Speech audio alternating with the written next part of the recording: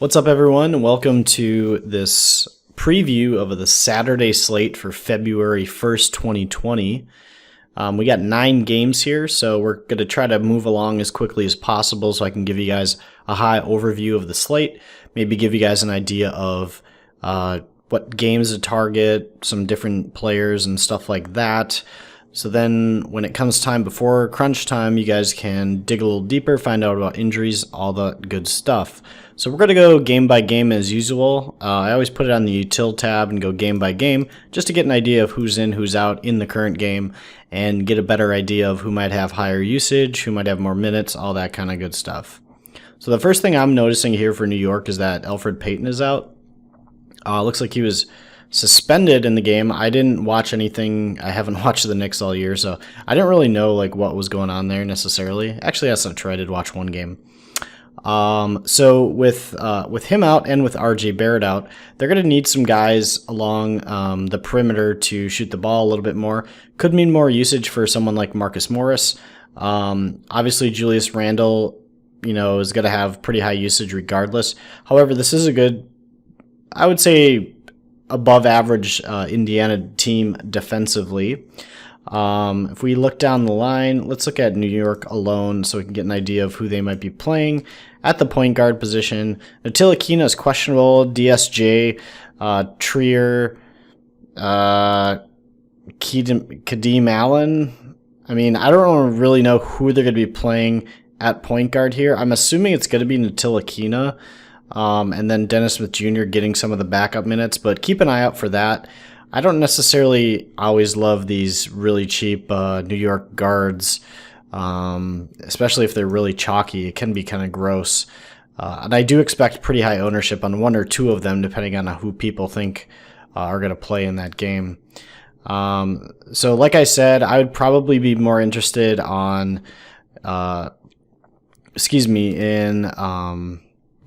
like Randall, Marcus Morris for New York. If you're going to play any of those guys, I don't think you need to.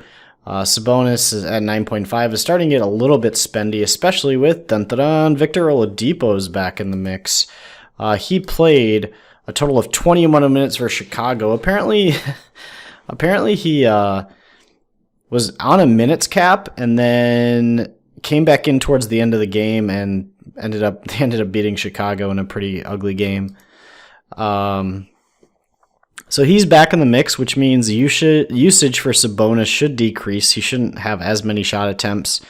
I'm guessing the same is true for Brogdon and TJ Warren. I don't know what kind of minutes cap he's going to be on, but it doesn't necessarily feel like a game that I really want to play many people unless you really want to play the cheap New York guards. Maybe someone like Marcus Robinson, if he's going to get some minutes, could have some upside at center. He played 31 minutes versus Memphis and had 38. 5.1 is cheap for a guy like him, but definitely he's a tournament play.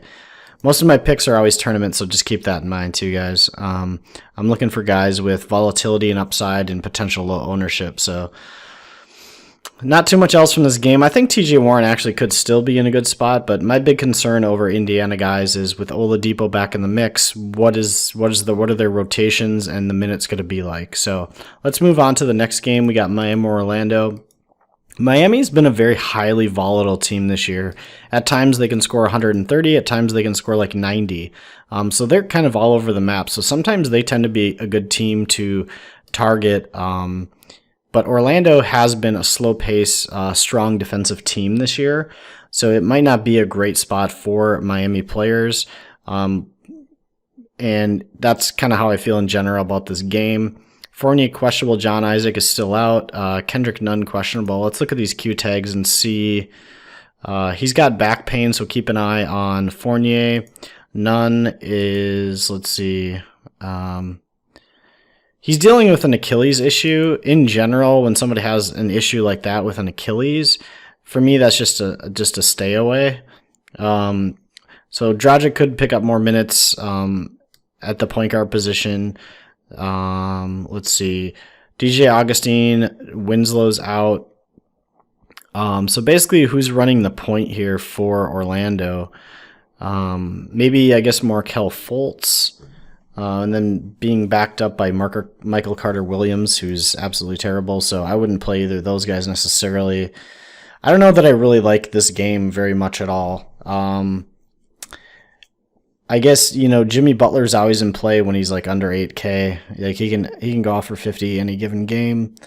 Bam and Vooch, I guess, might battle it out. I don't know. This game's a toss-up for me. I don't know that I'm really all that interested.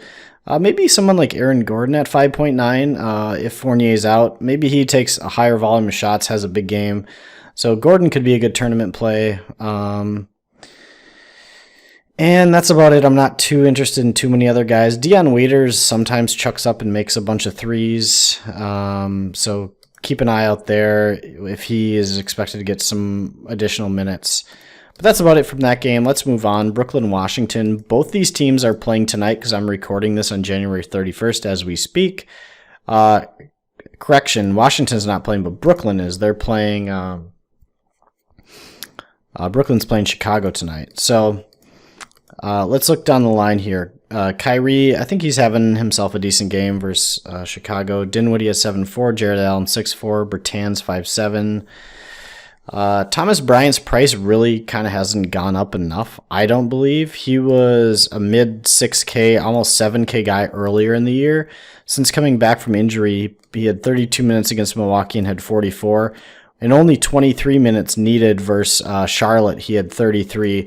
My guess is he just didn't get much extended fourth quarter run to get there because they didn't need it. As you can see, they handled Charlotte pretty handily.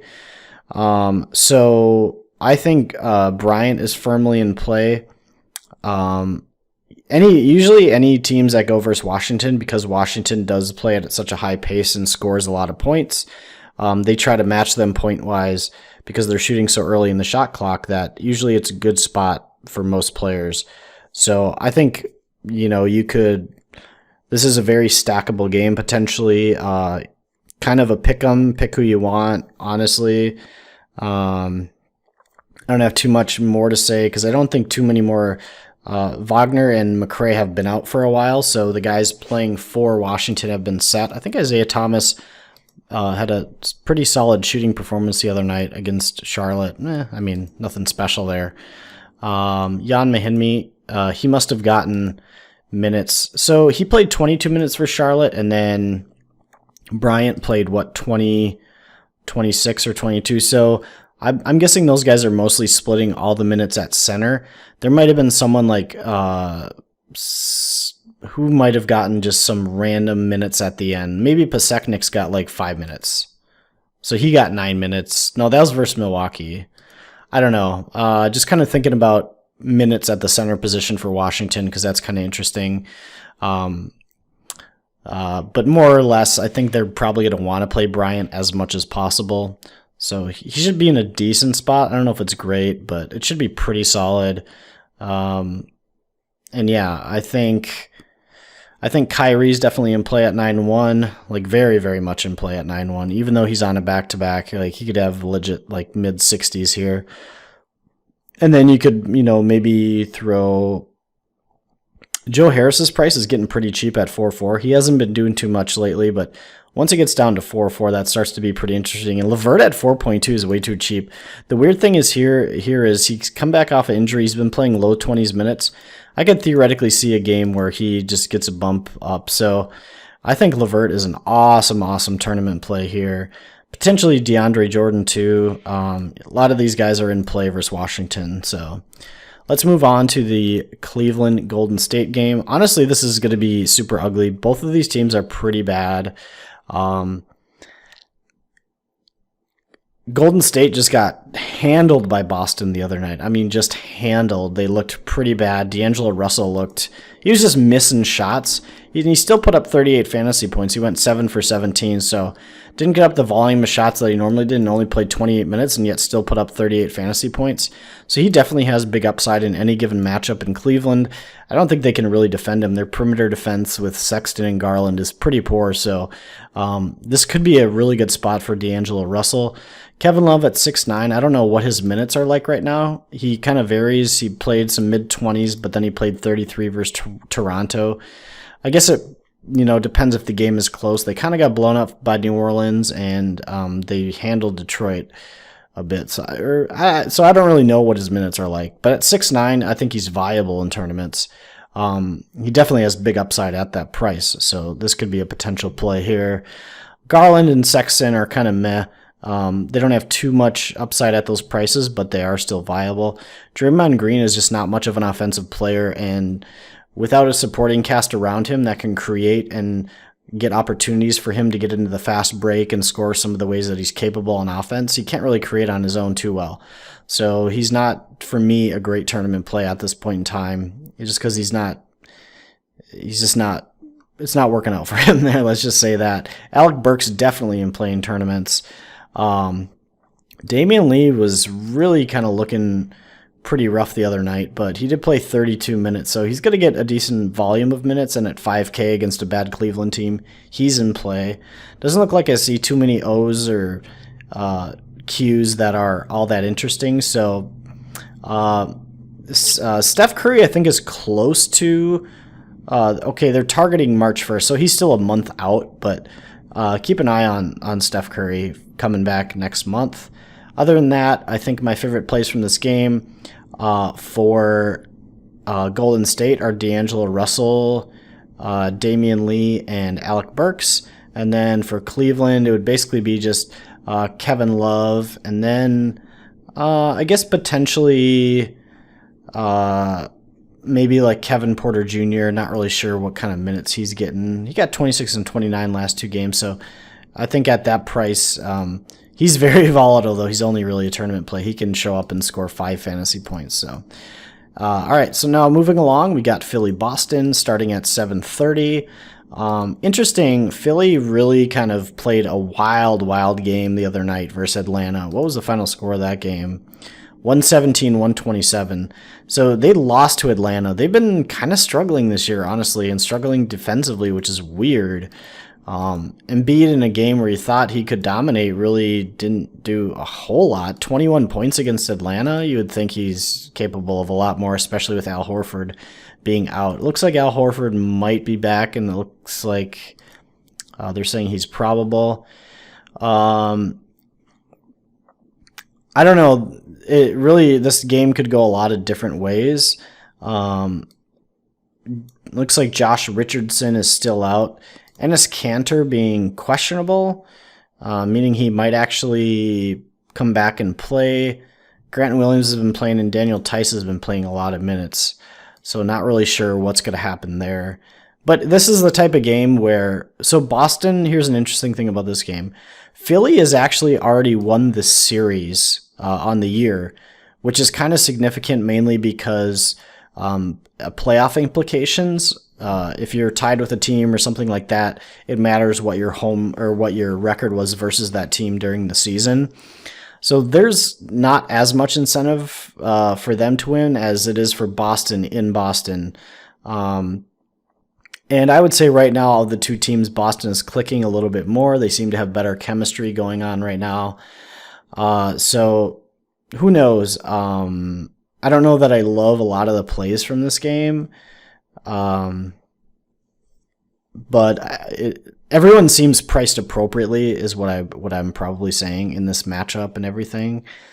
I will say though that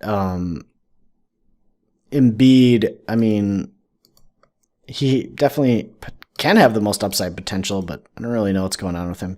Anyway, Dallas Atlanta. Doncic still out. Dallas is playing tonight.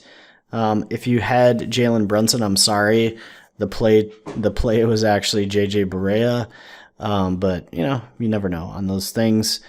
So Jalen Brunson was kind of the chalk tonight, and it turned out to be bad chalk. So probably hurt some lineups out there. Anyway, Trae Young coming off a monster game. I think he had like 77 fantasy points, 9 of 22. He had 18 assists. Look at these assist numbers. It's just silly. Just absolutely insane.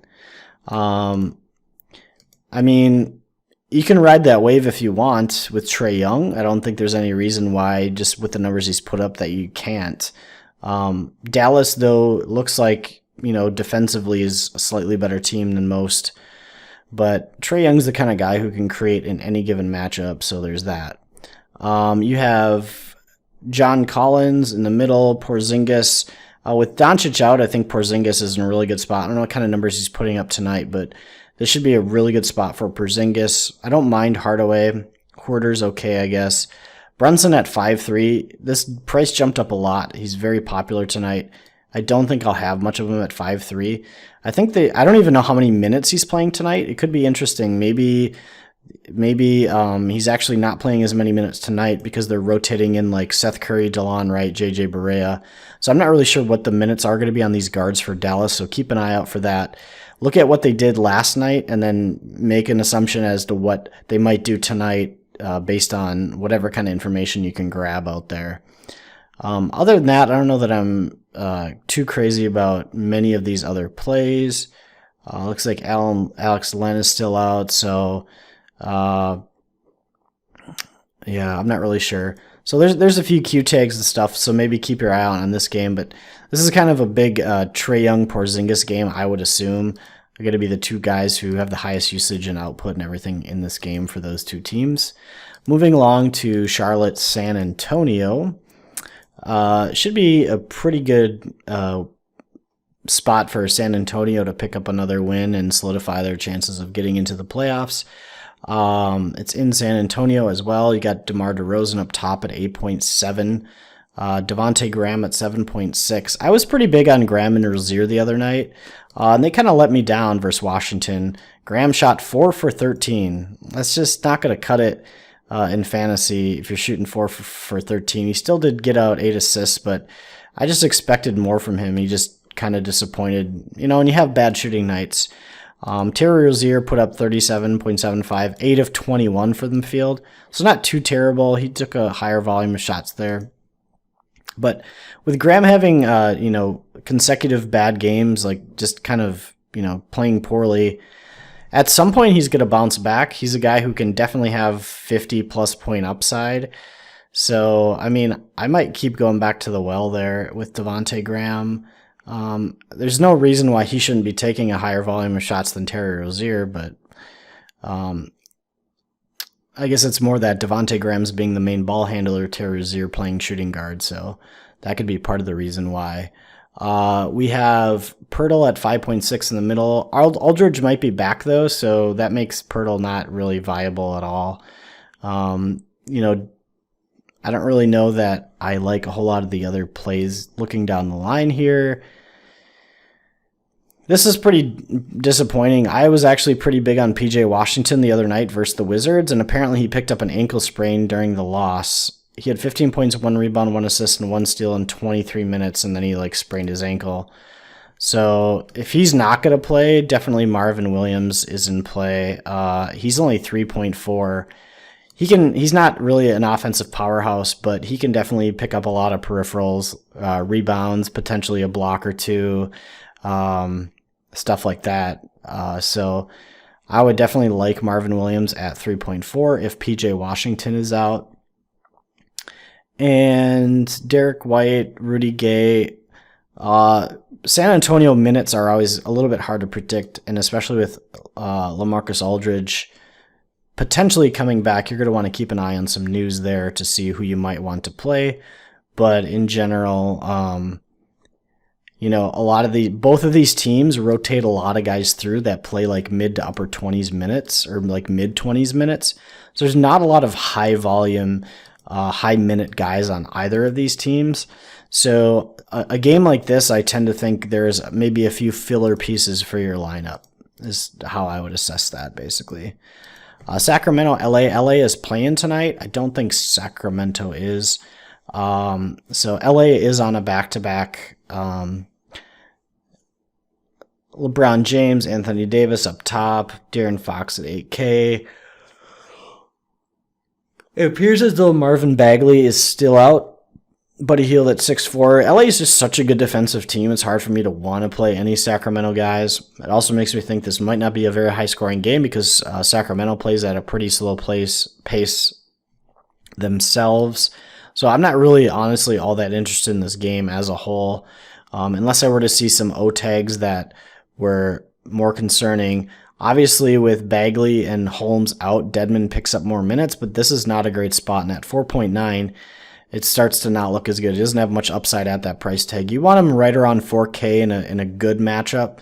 He did have 40 the other night, but this was against the Clippers, who actually happen to be really, really weak at the center position, and the Lakers are not defensively. So a little bit of a different spot. Plus, looks like he shot 4 for 8 from the field. Had 3 blocks, which is, I mean, he's actually a pretty good shot blocker. And 4 steals, though. Those defensive stats are a little bit of an anomaly. So it's going to be tough for him to exceed a 5K price tag too often, but he should be getting a lot of minutes, so maybe you could go there if you wanted to, but I'm probably not going to. And then finally, Portland, Utah. This actually should be a pretty good fantasy game. Portland is playing LA tonight in LA, so that's going to be one factor to consider. Damian Lillard's at 10-2.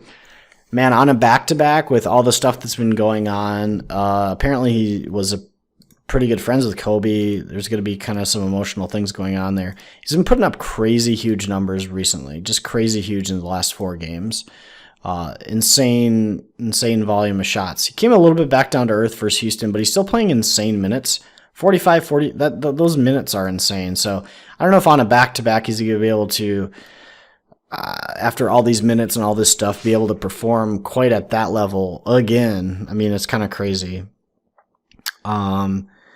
Whiteside and Gobert, there's actually some beef. I remember one time Whiteside's been always boastful about him being the best rim protector in the league, and Rudy Gobert quietly is probably better than him. But there's some kind of rivalry going on there. I don't know if that means a whole lot. I like Donovan Mitchell a lot in this matchup at 7K, like a lot, to the point where I might, if I'm doing 20 lineups and a 20 max entry, I might have like 75% Donovan Mitchell. That's pretty cheap for a guy like him, who has big upside against a poor defensive team in Portland, and that just screams tournament play for me. The rest of the way down, Bogdanovich is getting a little pricey. I don't know that he's performing to quite that level. I think people have rostered him too often. I think he's very much a kind of a chalky type of cash game play. He's just all scoring dependent. So unless he scores 40 game points, he's never like having a big game. Yeah, looking down the line, I'm not really sure. Mike Conley is slowly working his back into healthy form. It looks like he got 25 and 21 minutes the last couple of games, but I don't know how active he is in the offense. I think he's maybe just kind of walking the ball out there and passing it and not really penetrating or doing too much. So I don't really know what's going on there, but I kind of look for like Mitchell and Gobert and then Lillard and Whiteside. Carmelo looks like is out, so that's why Gary Trent Jr. has been getting some more love and ownership. So, and then Trevor Ariza, I guess they picked him up. So I guess Ariza at 5.4 maybe is in play here in this matchup. I don't think it's the worst thing in the world. If he's going to be playing these kind of minutes at the 4, but I don't know if he's playing at the 4. He's playing probably more at the 3 because they probably still have. No, maybe he is playing the 4. Not really sure, but so a few plays from that game. So let's just recap. Really, this Brooklyn-Washington game should be a pretty good one, as well as Cleveland-Golden State. Should be a few picks here and there from the rest of the games. And as always, keep an eye out on injury news. Thanks for watching, guys, and we'll see you next time.